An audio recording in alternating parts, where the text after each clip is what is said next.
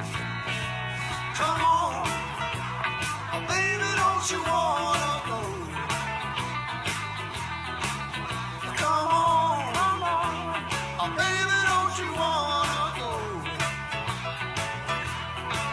back to that same old place, sweet home, Chicago. Yeah, the people spoke, and not only do they want you to go, they want you gone.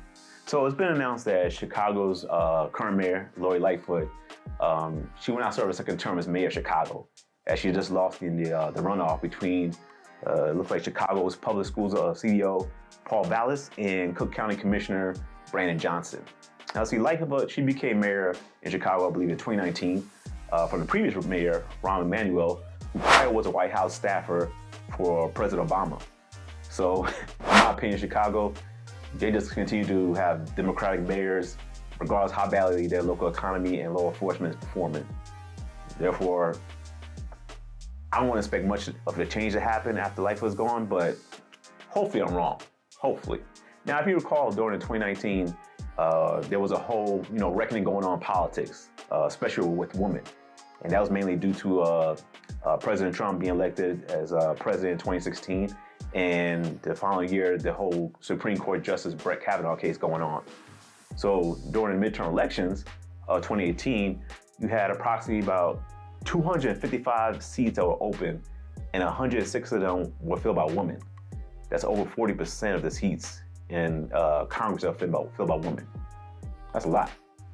So of course, most notably was the infamous the Squad, held by Ilhan Omar of Minnesota, Ayanna Pressley of Massachusetts, Rashida Tlaib of Michigan, and of course, the infamous Alexandria Ocasio-Cortez, aka AOC of New York. And that lady AOC, man, that's delusion. That's the epitome of delusion. So, of course, off the whole wave of women taking higher positions in politics around that time, this most likely assisted Lori Lightfoot in her run as mayor the following year, 2019. I mean, think about it. She checked 3 of the identity politic requirements. She's a woman, pause. She's black, and she's gay.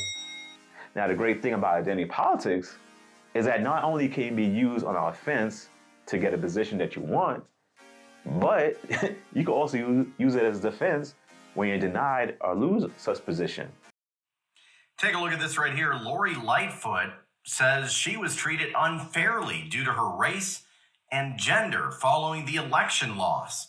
Many people in Chicago, according to the polls, say they voted her out of office because of the increasing crime in Chicago. They say that was the main reason. And that, my friends, was one of the main reasons Lori Lightfoot lost in the reelection. I mean, increased crime rates. I mean, these crime rates got way out of control.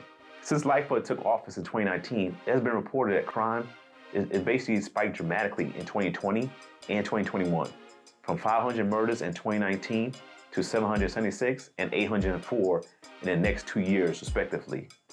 Shootings and carjackings also skyrocketed. Violent crime in the city spiked by 40% since she promised during her inaugural address to end the epidemic of gun violence that devastates families, shatters communities, and holds children hostage to fear in their own homes. And this was reported by the Chicago Sun-Times. But Lightfoot, she continues to fail to take responsibility and try to improve. But she basically just blames her loss on her gender and skin color.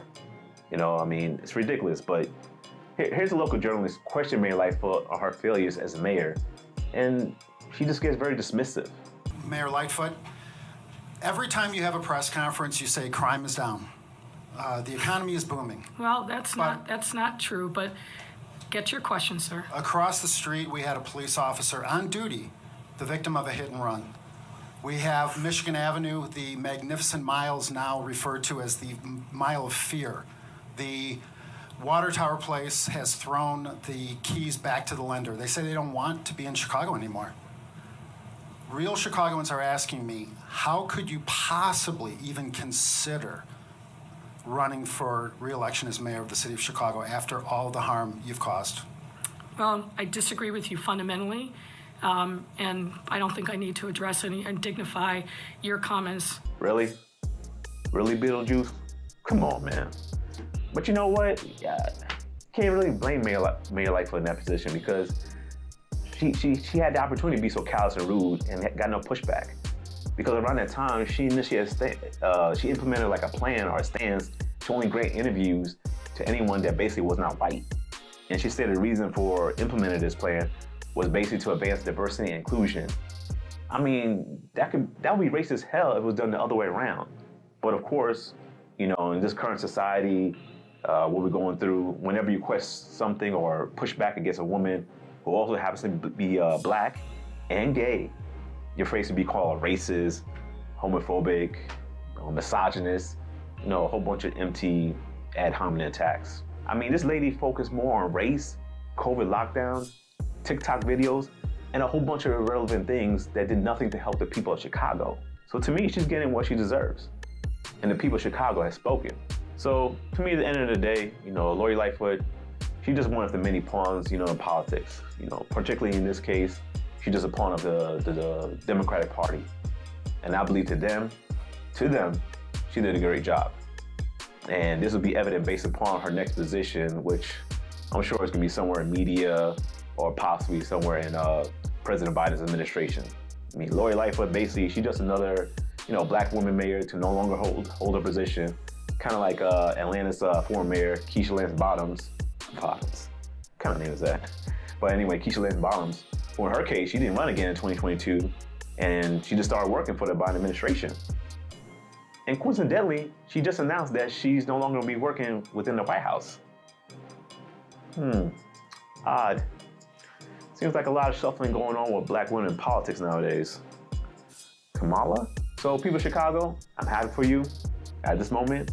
You know, hopefully, you know, things will get better, you know, with a new administration coming in, you know, at the mayoral level. Just do me one thing, promise me one thing. Please don't say Lori Lightfoot's name 3 times in a row, because you know it's going to happen.